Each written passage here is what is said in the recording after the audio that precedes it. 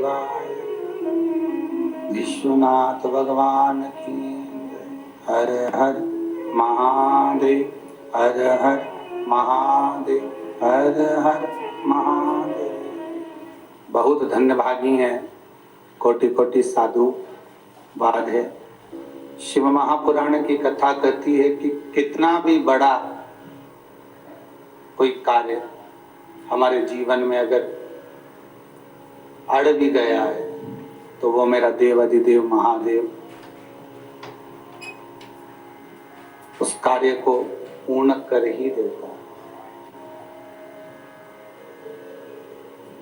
त्रिकालदर्शी कैलाशी अविनाशी शंकर उस कार्य को पूर्ण करने के लिए आपके करीब में रहता ही है। शिव कथा कहती है 21,600 श्वास जो प्रतिदिन हमारे शरीर से निकल रही है, उसकी एक एक श्वास में शिव है।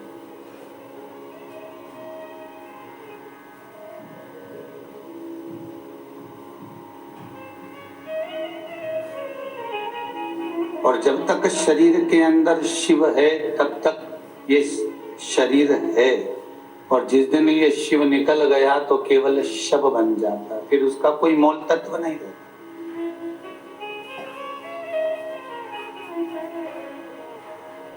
फिर उसकी कोई महत्वता नहीं रही। श्वास रूपी शिव है तो सुख है, और श्वास रूपी शिव अगर निकल गया तो उसका कोई मोल तत्व नहीं।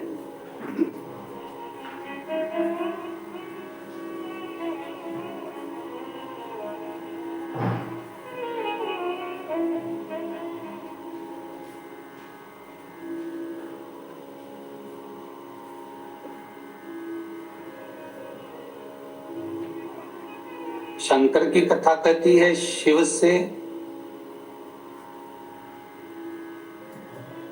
शंकर से कई लोगों को डर भी लगता है।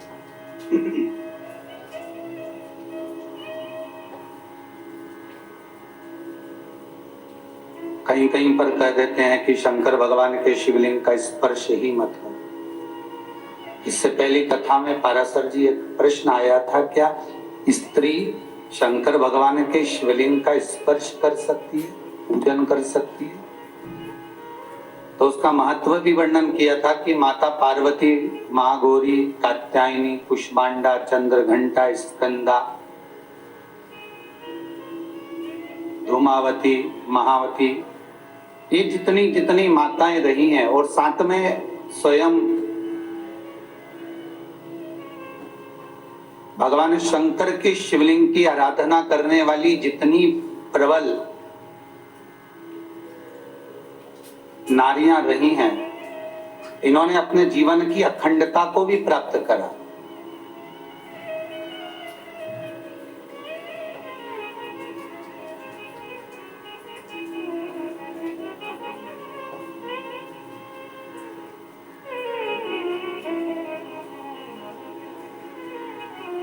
इंदौर नगरी की शान रही माता अहिल्यावती।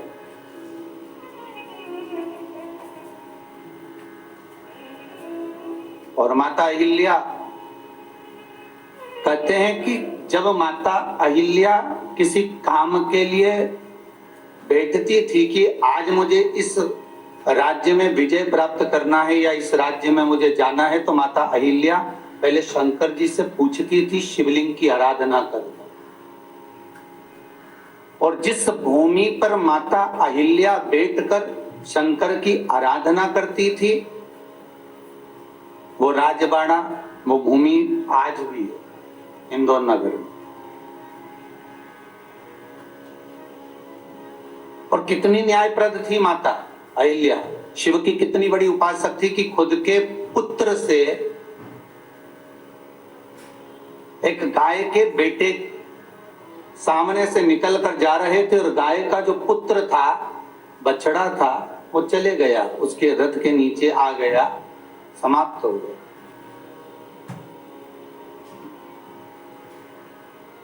और माता अहिल्या ने कह दिया था, जिस भूमि पर गाय का बछड़ा मरा है मेरे पुत्र से, उसी भूमि पर मैं पुत्र को उसी जगह पर मारूंगी।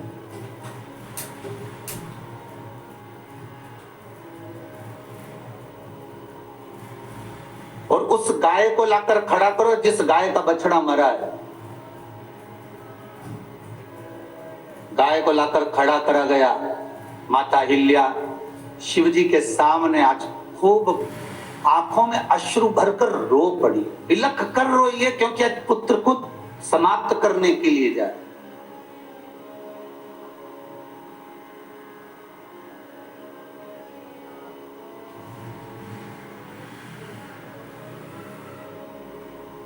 माता अहिल्या ने एक शब्द कह दिया था, एक शब्द माता अहिल्या के मुख से निकल गया था कि अब तो भूत भावन भूतेश्वर नाथ शंभु भी तुझे नहीं बचा सकता। अपने पुत्र से कहा।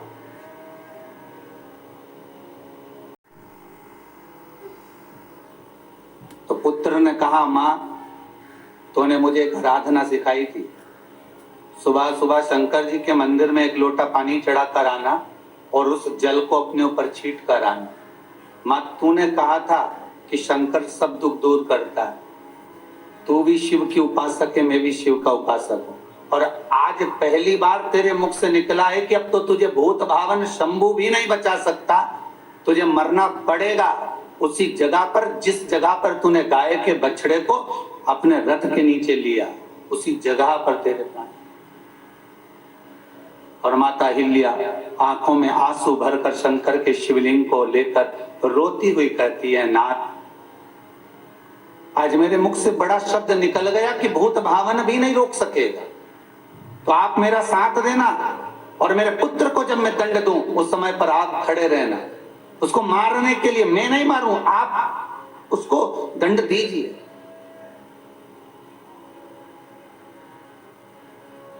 आज मां अहिल्या अपने पुत्र को पहले भेज दी और जहां पर गाय खड़ी थी, जहां उसके पुत्र का रथ के नीचे वध हो गया था, वहीं पर आज माता अहिल्या पहुंच गई और तलवार लेकर माता अहिल्या जब टूट पड़ी तो कहते हैं खूंटे से गाय छूट गई और बीच में आके अड़ गई। इसलिए आज भी इंदौर में आड़ा बाजार है,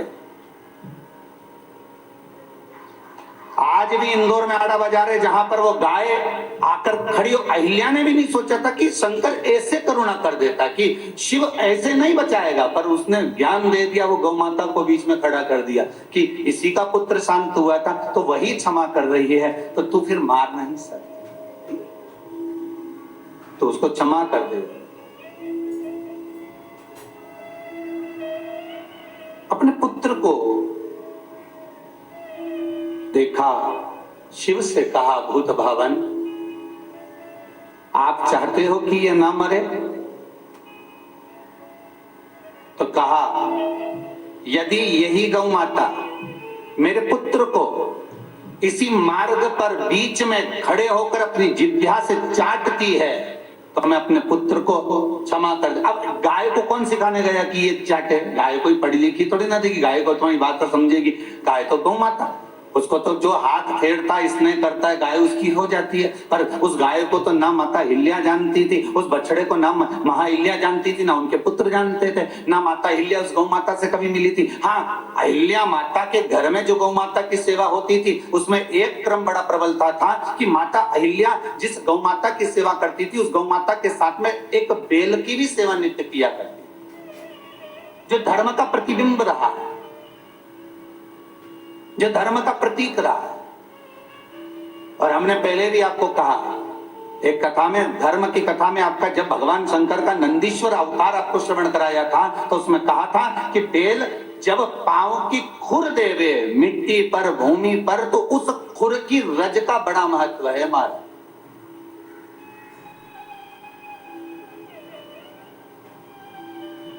उस खुर की रज का बड़ा महत्व है।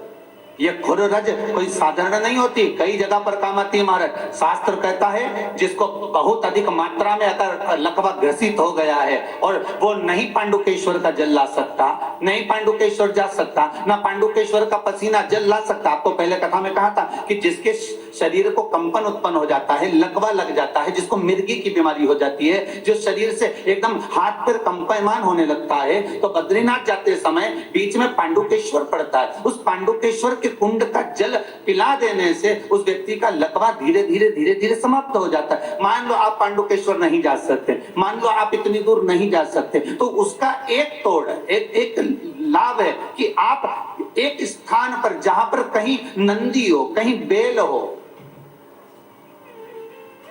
नंदी को जानते हो ना, जहां पर नंदी को नाथा ना गया हो, नाथा हुआ नंदी नहीं चाहिए, नाथा हुआ नंदी मतलब जिसको नकेल ना डली हो महाराज है?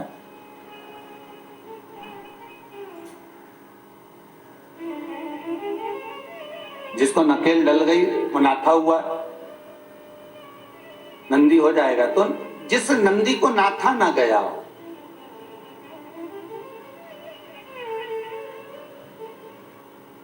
उस नंदी के चरण की खुर या उस नंदी पर उस नंदी का पांव किसी तेल में पड़ जाए और उस तेल की मालिश मात्र 5 या 7 दिन कर दो, अच्छी डट के आधा 1 घंटा, बहुत है, खड़ा होकर दौड़ेगा व्यक्ति।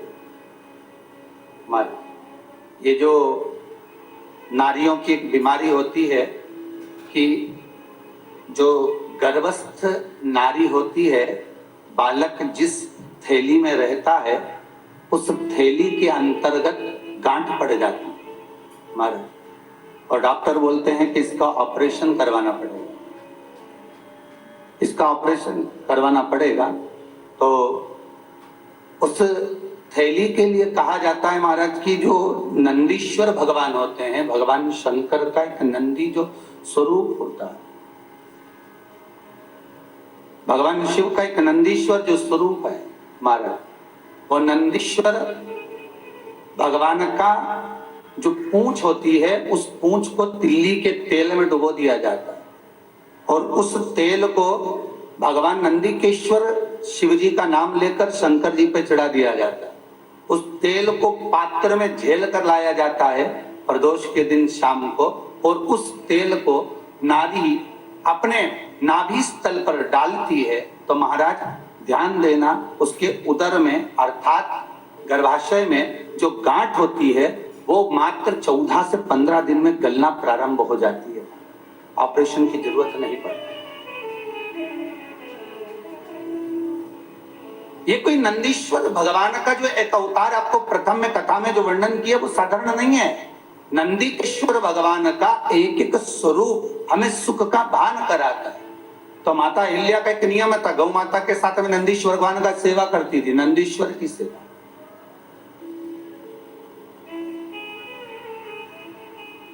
कभी आपने माता अहिल्या का दर्शन करा हो ना करा हो तो कभी फोटो अगर आप फेसबुक यूट्यूब पर कहीं पे भी सर्च करेंगे ना, या कभी इंदौर जाएंगे तो हमारे यहाँ माता अहिल्या महारानी का अगर दर्शन करेंगे तो केवल अकेली अहिल्या बाई का दर्शन नहीं होगा, केवल अकेली महारानी अहिल्या का दर्शन नहीं होगा। अहिल्या का दर्शन करेंगे तो उनके हाथ में शिवलिंग का दर्शन जरूर करेंगे। कहते अकेली रहती नहीं थी,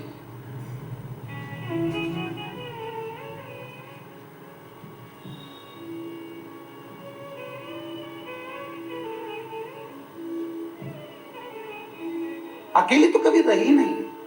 एक बार युद्ध के मैदान में माता अहिल्या बीच मार्ग में फंस गई और कहते हैं उस मार्ग में जब माता अहिल्या फंसी है, सम्मुख में आकर जब देखती है तो सामने दुश्मनों ने इतना उपद्रव मचा रखा था कि कुछ दिनों पहले जिस जगह पर माता अहिल्या के साथ में युद्ध होने वाला था, उस जगह पर जहां मार्ग समाप्त होता है वहां अहिल्या बाई को घेरने के लिए बीच रास्ते को काट दिया गया था। और कहते हैं वो रास्ता साधारण नहीं कटा था महाराज, 2 से 3 किलोमीटर तक वो रास्ते को काटा गया था कि इतने बड़े रास्ते को अहिल्याबाई अगर आ भी जाए तो पार कैसे करेगी, कूदेगी कैसे, लांगेगी कैसे अहिल्याबाई। तो माता अहिल्या जब बीच मार्ग में फंस गई और देख लिया कि अब योद्धा मेरे ओर आ रहे हैं और ये मुझे पकड़ सकते हैं, अहिल्यावती ने उसी समय भगवान शिव को बुलाया। तो कहते हैं अहिल्यावती माता अहिल्या अपने पल्लू के अंदर भगवान शंकर के शिवलिंग को लेकर चलती थी, भले वो युद्ध का मैदान क्यों ना हो। शंभु उसके साथ निरंतर चलते थे, एक क्षण के लिए भी दूर नहीं होते थे। जैसे शिव पद्धति के लोग, जैसे हमारे यहाँ वैष्णव पद्धति है, रामानुज पद्धति है, ऐसे शिव पद्धति होती है जिसके अंतर्गत गले में लोग शिवलिंग डालते। जैसे हम लोग पेंडिल पहनते हैं, ऐसे चांदी की डब्बी के अंदर शिवलिंग होता है। शिव पद्धति के जो अनुयायी होते हैं, इनका एक नियम होता है कि इनके घर में अगर बच्चा जन्म होता है तो मां दूध नहीं पिलाती जब तक उसको गुरु मंत्र नहीं दिया जाता। भले बच्चा कितना भी बिलख रहा हो, रो रहा हो पलंग पर शिव पद्धति के अंतर्गत एक नियम है कि गुरु आएगा, उसके कानों में गुरु मंत्र शंकर का नाम देगा, तब जाकर मां उसको दूध पिलाना प्रारंभ करती है। शिव पद्धति का इतना कड़क नियम है। लिंगायत पद्धति का इतना कड़क नियम है। आप कभी दक्षिण साइड में जाएं और लिंगायत पद्धति के अंतर्गत अगर दर्शन करेंगे तो उनके गले में चांदी की डिब्बी आपको नजर आएगी जिसमें शिवलिंग रखा होगा। तो मां अहिल्यावती भी कोई साधारण नहीं थी महाराज, भगवान शंकर को साथ लेकर चलती थी। और कहते हैं जिस जगह पर माता अहिल्या चलती थी उस जगह पर भगवान शंकर का पशुपति अस्त्र स्वयं चलता था।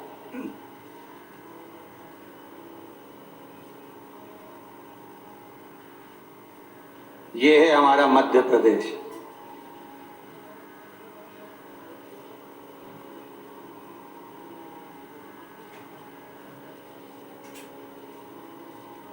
ये है हमारा शंकर। कहते हैं शिव कहाँ है?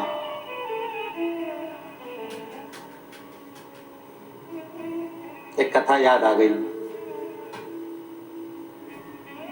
एक शिव भगत था,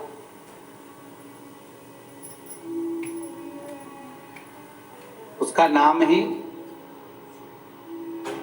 जैसे दुनिया का नाम रहता है ना कि तुम्हारा नाम क्या है, तो तुम अपना नाम बताओगे, मेरा नाम लीलाबाई, कलाबाई, तो उसका नाम ही नाम था।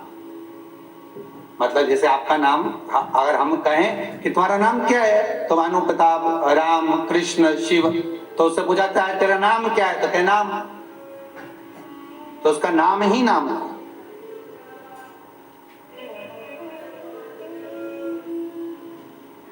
वो शिव का बड़ा भगत था।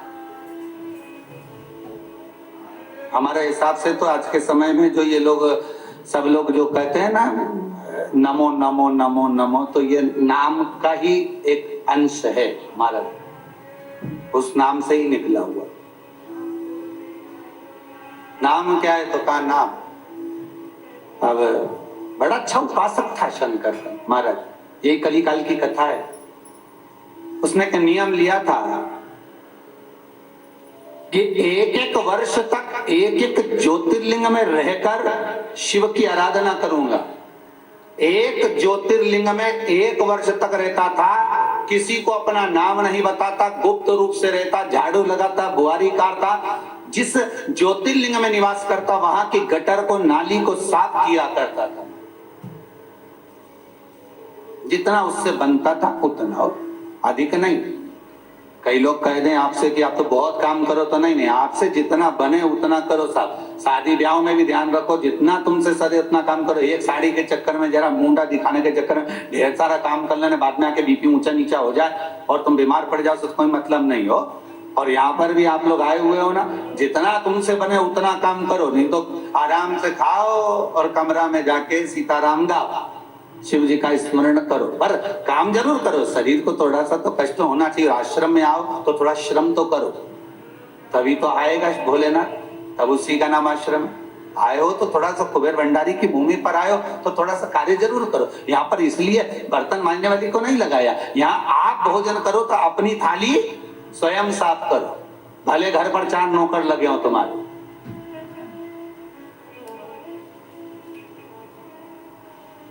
यहाँ सुबह और शाम जो भोजन होता है उसमें आप अपनी थाली स्वयं साफ करो, यहाँ कोई दूसरा नहीं करे, स्वतः। तो उसका एक नियम था, पूरे 12 ज्योतिर्लिंग में रहना, एक एक वर्ष तक रहकर एक एक वर्ष तक सेवा कर। अब लोग उससे कोई पूछता तुम्हारा नाम क्या है, तो कहता नाम। अब लोग क्या समझेंगे कि पागल है ना, मूर्ख है। तो उससे कोई बात ही नहीं करता था, क्योंकि वो नाम तो बताता ही नहीं था। अब दुनिया को क्या मालूम कि उसके नाम ही नाम था। अब कोई उसको पूछ ले, आप ही जाओ, जाते थे पूछ लो, भैया क्या हाल चाल है, बहुत बढ़िया काम कर रहे हो जी, क्या नाम है तुम्हारा, तो क्या नाम।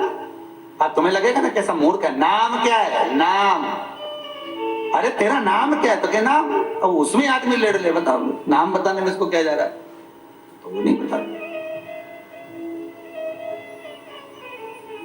बहुत शिथिल हो गया, बहुत शिथिल।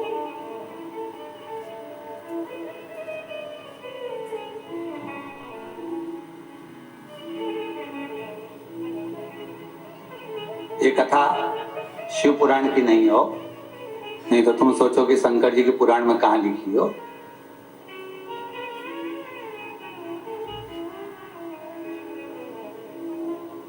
ये एक भगत की कथा है, जैसे आपको पहले सुनाई थी कड़क भगत की कथा, सुनी थी कि नहीं सुनी थी। जिस कड़क भगत ने किसी के मुख से सुन लिया था कि शंकर पर एक लोटा पानी चढ़ाओ, भोग लगाओ, बेलपत्री चढ़ाओ, शंकर प्रसन्न होंगे। अब उसके पास ना बर्तन था, ना कोई सामग्री थी। तालाब एक जगह गया, पत्ती तोड़ लाया, हिरण को मारा, मांस साथ में ले लिया, दोनों हाथ भरा गए, पानी कहाँ रखे, तालाब के किनारे गया, मुंह में भर लिया, शंकर जी के पास पहुंच गया। स्नान भी कराया, पत्ती भी चढ़ाई और भोग भी लगाया। ब्राह्मण रोज सफाई करे, भगवान शंकर आखिरी में प्रकट हुए। सुनी थी ना कथा, ये कड़क के। तो ये जो भगत है, इसका नाम ही नाम था। तो ये सब दूर थक गया, कई साल निकल गए साहब। अवस्था में जब व्यक्ति संभलता है, तब उससे याद आता है कि मुझे भगवान का स्मरण करना। तो एक उसकी अवस्था चली गई थी। जब व्यक्ति रिटायरमेंट होता है ना, रिटायर होने के बाद उसके मन में आ जाता है अब साहब बहुत कर लिया, अब तो भगवान का भजन करूंगा। पर 2-4-8 दिन जब घर में बैठता है ना, और धर्म पत्नी और बच्चों की जब सुनता है ना, तो कि घर में नहीं बैठूंगा, अब तो वापिस काम धंधा ढूंढूंगा। फिर काम धंधा ढूंढता है, फिर जाता है, तो वो अपनी जिस कंपनी में काम करता है उसी में कहता है, सर देखना जरा कोई पोस्ट खाली हो ना तो मैं कर लूंगा। तो तुम रिटायर हो गए, नहीं चलेगा, थोड़ा बहुत तो मैं कर लूंगा, बस थोड़ा बहुत कर लूंगा, आप तो बस देख लो मेरे हिसाब से काम। कई लोगों को आपने रिटायरमेंट के बाद भी काम करते हुए देखा होगा, नौकरी करते हुए देखा होगा। क्या क्या कारण है उनका नौकरी करने का, क्यों, किस लिए। तो उनसे कोई, वो कहते मेरे से खाली बैठा नहीं जाता, खाली बैठा नहीं जाता, खाली सुना नहीं जाता। कोई हडिया जी को मालूम होगा, कहीं शायद कोई राजस्थान से आए थे कोई भाई, तो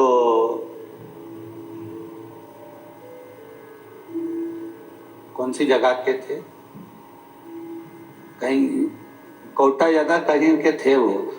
तो वो कह रहे थे मैं बैंक में सर्विस करता था, पोस्ट अच्छी थी मेरी, और मेरे रिटायरमेंट के बाद मेरी पत्नी ने, जो मेरा पैसा रिटायरमेंट के बाद आने वाला था, वो मेरी पत्नी ने अपने नाम पर लिखवा लिया मिलकर। और बच्चे मुझे पसंद नहीं करते, बच्चे भी मुझे पसंद नहीं करते। रिटायरमेंट के बाद से मैं अभी तक घर पर केवल 3 महीना रहा, उसके बाद अलग किराए का कमरा लेकर रह रहा हूं। ना पैसा मिल रहा है, ना कोई रोटी देने वाला है। तो यहाँ पूछने आए थे क्या हम यहाँ आकर रह सकते। अडिया जी का फोन आया, गुरुदेव ऐसी ऐसी बात है। हमने कहा बोलो उनको, रहो, कोई मना नहीं, पर बच्चे पहले लिख दें कि तुम जाओ और वहां जाकर रहो। पत्नी लिख दे पहले कि तुम जाओ, जाकर रहो।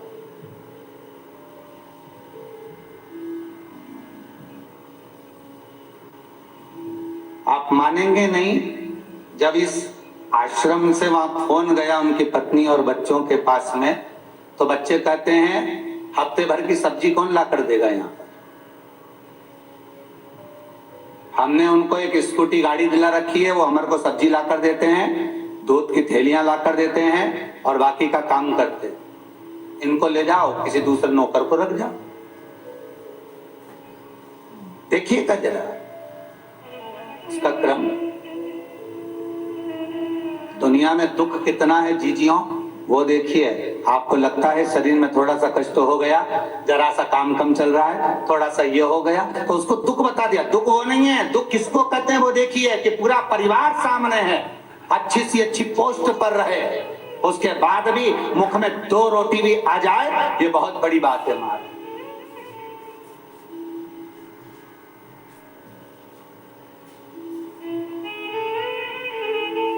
फिर भी मिल जाए। आज सवेरे की घटना थी, एक माता जी कर रही थी, मेरे 2 बेटे, एक रख, कौन कौन खड़ा था हमारे पास में, कोई खड़ा होगा तो उसको मालूम होगा कि वो कहे 2 हैं, एक रखने को तैयार नहीं, दूसरा रखने को तैयार नहीं, बहु मारने को तैयार। तो ये जो क्रम बनता है, अर्थात अपना दुख बड़ा कठिन है हमारा, उस दुख को सहन करना।